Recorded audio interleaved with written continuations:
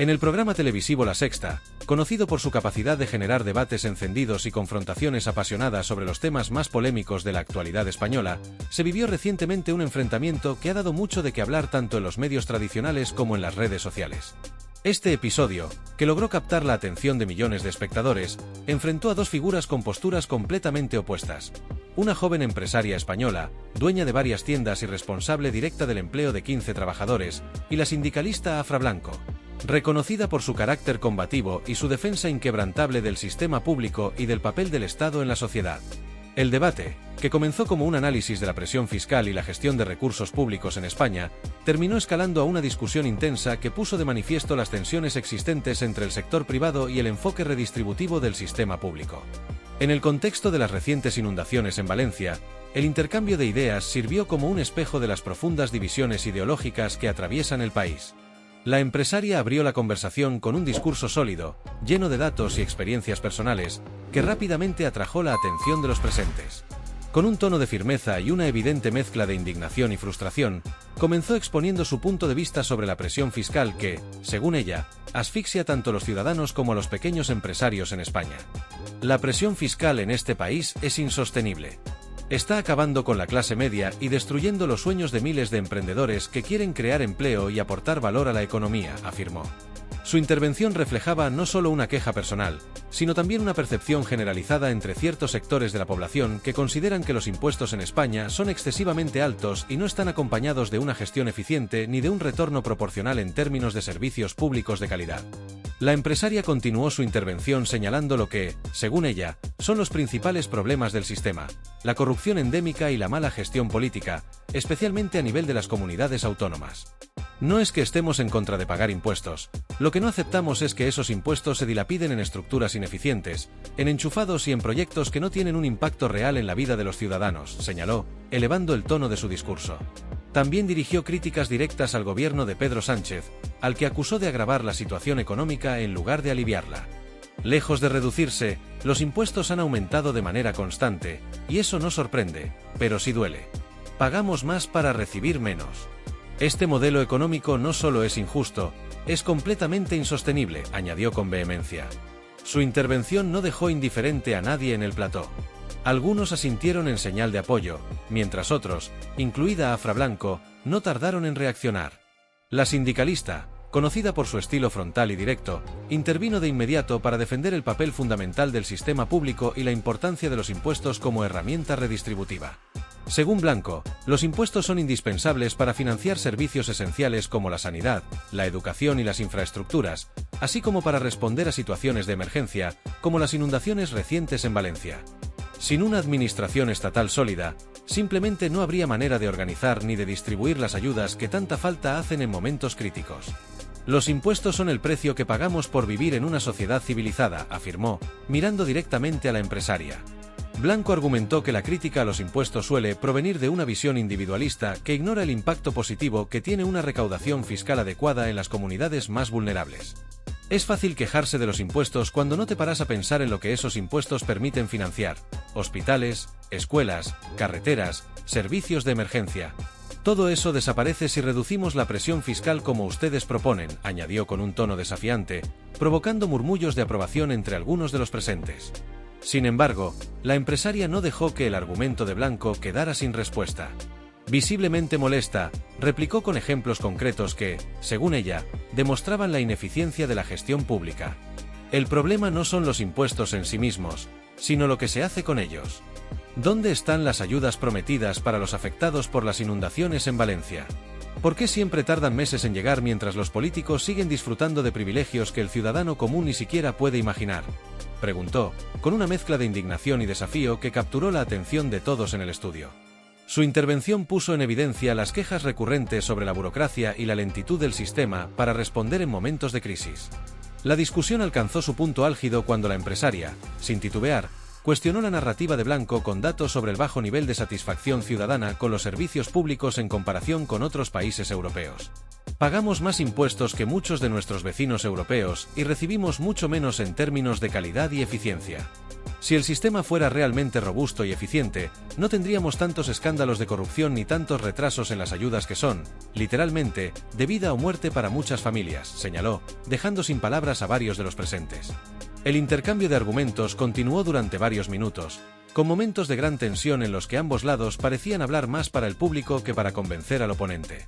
La empresaria, respaldada por su experiencia directa como empleadora y contribuyente, subrayó la importancia de aliviar la carga fiscal para permitir que las empresas crezcan y generen empleo. Por su parte, Blanco insistió en que sin una contribución fiscal significativa sería imposible garantizar los derechos sociales y mantener los servicios que, según ella, son fundamentales para la cohesión social. El debate, que se extendió mucho más de lo previsto, dejó claro que las divisiones ideológicas en torno a la presión fiscal y la gestión pública están más presentes que nunca en el panorama político y social español. Aunque no hubo un claro vencedor en este enfrentamiento, lo que sí quedó patente fue la intensidad de las posturas y la profundidad de las diferencias entre quienes defienden un sistema fiscal más ligero y quienes consideran que los impuestos son un mal necesario para garantizar el bienestar común.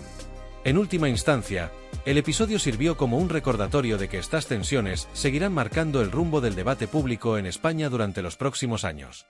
La empresaria no tardó en exponer con claridad y determinación una crítica que resonó fuertemente en el plató y más allá de las cámaras. Señaló que, a pesar de los miles de funcionarios que supuestamente deberían estar dedicados a gestionar y canalizar las ayudas para las familias afectadas por las inundaciones, muchas de ellas seguían esperando sin haber recibido un solo euro. Su argumento, lejos de ser una simple queja, estuvo respaldado por ejemplos concretos que dejaban en evidencia las deficiencias del sistema público frente a la eficiencia del sector privado. En particular, destacó la respuesta rápida y eficaz de Juan Roig, el dueño de Mercadona, quien, según la empresaria, demostró que la acción inmediata y bien organizada es posible sin necesidad de una estructura mastodóntica. Roig no tiene un ejército de funcionarios trabajando para él. Probablemente cuenta con unas pocas decenas de administradores en su equipo, y aún así, eso no le impidió movilizar recursos y organizar ayuda de manera inmediata, subrayó con énfasis, dejando claro que, en su opinión, la gestión eficiente no depende del tamaño de la estructura, sino de la capacidad y la voluntad de quienes la dirigen. Este ejemplo, argumentó, es una prueba contundente de que no es necesario un sistema público tan grande para garantizar resultados efectivos. Lo que necesitamos son gestores capaces, personas que entiendan las prioridades y que actúen con rapidez, no más empleados públicos ocupando oficinas y revisando papeles eternamente, sentenció, su voz firme y su mirada desafiando directamente a los defensores del sistema público. Su declaración encendió aún más el debate, generando una reacción inmediata de Afra Blanco, quien, fiel a su estilo combativo, no dejó pasar la oportunidad de contraatacar. Blanco defendió con vehemencia la importancia de una administración pública robusta, argumentando que reducir su tamaño no solo no resolvería los problemas de gestión, sino que los agravaría considerablemente. Según su perspectiva, adelgazar el sistema público significaría dejar a muchas personas desatendidas y, paradójicamente, ralentizar aún más los procesos que ya enfrentan demoras considerables. El sector público es el único garante de que nadie quede atrás. Si reducimos su tamaño, lo que estamos haciendo es desmantelar las herramientas que permiten que las ayudas lleguen a quienes más las necesitan, afirmó, intentando trasladar la idea de que el problema no radica en la existencia de un gran sistema estatal, sino en cómo se gestiona y financia. Pero la empresaria no se dejó intimidar por estas palabras. Con un tono aún más contundente, respondió al planteamiento de Blanco desmontando cada uno de sus argumentos. ¿De qué sirve un sistema tan grande si no funciona? ¿De qué nos sirve pagar tantos impuestos si las ayudas no llegan a tiempo? Las familias no pueden esperar meses a que el Estado haga su trabajo mientras están perdiendo todo lo que tienen, replicó, logrando captar nuevamente la atención de todos los presentes. Para ella, el tamaño del sistema no es una garantía de eficiencia, sino más bien un síntoma de ineficiencia cuando las prioridades están mal definidas. Con ejemplos concretos, destacó cómo, en innumerables ocasiones, el sector privado ha demostrado ser capaz de resolver problemas en cuestión de días, mientras que el sistema público, con su pesada burocracia y procesos interminables, puede tardar semanas o incluso meses en reaccionar. En un momento particularmente tenso del debate, la empresaria lanzó una pregunta que resonó como un dardo directo al corazón del argumento de Blanco. Si el sector privado puede movilizar recursos, organizar ayuda y resolver problemas de manera rápida y efectiva, ¿por qué el Estado, con todos sus recursos y personal, no puede hacer lo mismo? La respuesta no está en aumentar el tamaño del sistema, sino en cuestionar cómo se gestionan esos recursos. Este comentario generó murmullos en el plató y fue recibido con gestos de aprobación por algunos de los presentes, mientras otros, evidentemente incómodos, preferían evitar la mirada de la empresaria. Blanco, por su parte, no se dejó acorralar fácilmente. Con su habitual capacidad para retomar el control de la conversación, insistió en que la solución no pasa por reducir el número de funcionarios ni por adoptar las prácticas del sector privado, sino por reforzar la inversión en la formación y capacitación de los empleados públicos. Es fácil criticar desde fuera, pero el trabajo que realizan miles de funcionarios todos los días es esencial para que este país funcione. Desmantelar el sistema público no es una opción. Lo que necesitamos es un compromiso político real para mejorar su eficiencia y garantizar que las ayudas lleguen a quienes las necesitan, argumentó, intentando contrarrestar la fuerza del discurso de su oponente. Sin embargo, la empresaria no dejó que este argumento quedara sin respuesta. No estamos hablando de desmantelar el sistema público, estamos hablando de hacerlo funcionar. Y para que funcione, lo que se necesita no es más personal ni más burocracia, sino prioridades claras, menos corrupción y un enfoque real en los ciudadanos. No podemos seguir justificando la ineficiencia del sistema simplemente diciendo que es esencial. Si es esencial, debe funcionar como tal, afirmó, su tono cada vez más apasionado, mientras sus palabras eran recibidas con una mezcla de aplausos y comentarios de desacuerdo. El intercambio se alargó durante varios minutos más, con cada una de las partes defendiendo su postura con una mezcla de argumentos y emociones. Para la empresaria, la ineficiencia del sistema público es inexcusable, especialmente cuando existen ejemplos claros de cómo el sector privado puede actuar con rapidez y eficacia en situaciones de emergencia. Para Blanco, el sistema público es insustituible y cualquier intento de reducir su alcance o tamaño sería un ataque directo a los derechos sociales y a la igualdad de oportunidades. El enfrentamiento, que dejó al público dividido, puso de manifiesto las profundas tensiones ideológicas que atraviesan el debate sobre la gestión pública y privada en España. Mientras algunos veían en las palabras de la empresaria una llamada urgente a la reforma y la modernización del sistema, otros interpretaron los argumentos de Blanco como una defensa necesaria de un modelo que, aunque imperfecto, sigue siendo la columna vertebral de la sociedad. La discusión, que ya se encontraba cargada de tensiones, no se limitó a abordar las ayudas por la DANA. La empresaria, con una mezcla de firmeza e indignación, decidió ampliar su crítica a otros aspectos de la gestión pública en España, abarcando cuestiones estructurales que, según ella, representan una carga ineficiente y desproporcionada para los ciudadanos y las empresas. Aprovechó el momento para señalar con detalle lo que considera una de las principales fallas del modelo administrativo español: las duplicidades en las estructuras públicas y la falta de transparencia en el uso de los recursos recaudados. En este país, las comunidades autónomas funcionan como pequeños reinos de taifas, cada una con sus propias administraciones redundantes y sus propios sistemas, que no hacen más que multiplicar el gasto público sin generar un beneficio real para el ciudadano común. ¿Cuántos millones de euros se pierden cada año en mantener estructuras que no aportan absolutamente nada al bienestar de la población?, cuestionó, mirando directamente a su oponente y al público en el estudio. Su tono reflejaba un claro descontento con un sistema que, según su perspectiva, prioriza la burocracia y el gasto innecesario por encima de las verdaderas necesidades de la gente. Es indignante pensar que, mientras muchas familias apenas llegan a fin de mes, parte de sus impuestos se destinan a mantener organismos duplicados y cargos administrativos que no tienen un impacto positivo en su vida cotidiana, añadió. La empresaria no se detuvo ahí. Decidida a reforzar su postura, mencionó ejemplos concretos de problemas que, según ella, reflejan la ineficiencia generalizada en la gestión pública. No estamos hablando de algo abstracto. Lo vemos todos los días: baches en las carreteras que no se arreglan durante meses, farolas que no funcionan en barrios enteros y servicios públicos que no cumplen ni siquiera con las expectativas básicas.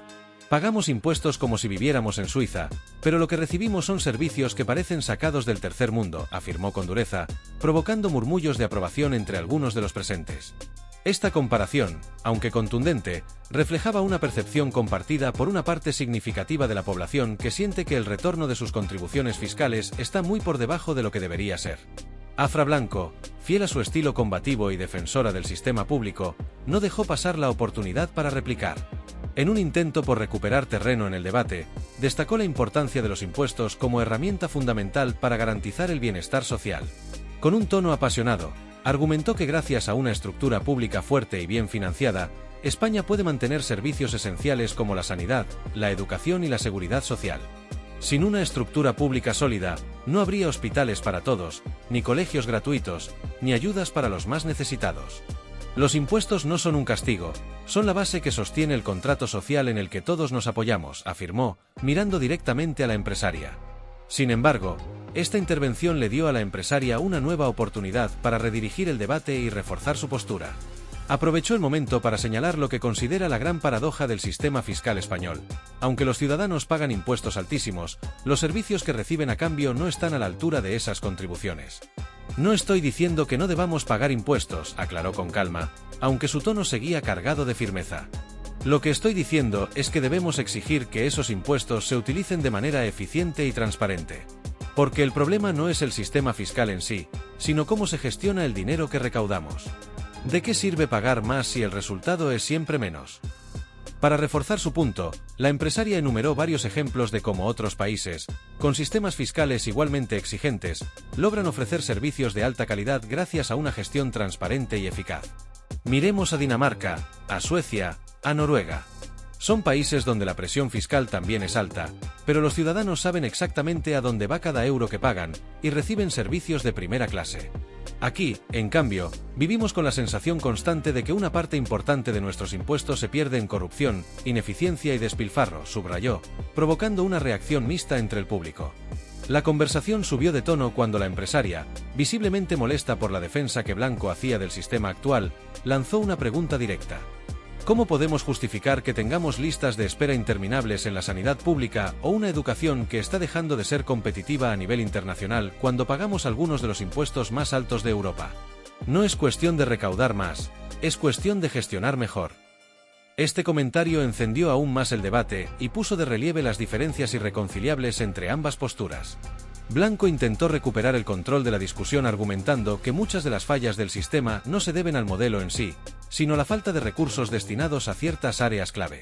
El problema no es que tengamos una administración grande, sino que muchas veces no se destina el presupuesto suficiente para reforzar los servicios que más lo necesitan. Reducir el tamaño del Estado no es la solución, es una receta para el desastre, afirmó, intentando contrarrestar las críticas de la empresaria. Según ella, cualquier intento de reducir la administración pública pondría en peligro derechos esenciales que, en su opinión, solo pueden ser garantizados por un sistema fuerte y bien financiado. La empresaria, sin embargo, no dejó que este argumento quedara sin respuesta. No necesitamos más recursos, necesitamos más responsabilidad. Porque el dinero está, los impuestos se recaudan, pero ¿dónde va a parar? Esa es la pregunta que nadie quiere responder. La solución no es seguir pidiendo más a los ciudadanos, sino exigir a nuestros líderes políticos que gestionen mejor lo que ya tienen, replicó con una mezcla de frustración y determinación. Su postura dejó claro que, para ella, la clave no está en aumentar la recaudación fiscal, sino en garantizar que cada euro se utilice de manera eficiente y transparente. El intercambio continuó durante varios minutos más, con ambas partes defendiendo sus posturas con pasión y convicción. Mientras Blanco seguía insistiendo en la necesidad de una estructura pública robusta para garantizar la equidad y el bienestar social, la empresaria reiteraba su llamada a la responsabilidad y la eficiencia en la gestión de los recursos públicos. Al final, aunque no hubo un claro consenso, quedó patente que este debate refleja una de las divisiones más profundas en la sociedad española, la tensión entre quienes defienden la fortaleza del sector público y quienes exigen un modelo más eficiente y orientado al ciudadano. El debate alcanzó su punto más intenso cuando la empresaria, en un momento de evidente frustración pero con una elocuencia que capturó la atención de todos los presentes, lanzó una pregunta que resonó como un dardo directo al corazón del tema. Si Juan Roig puede organizar y entregar ayudas en días, ¿por qué el Estado, con todos sus recursos, no puede hacer lo mismo?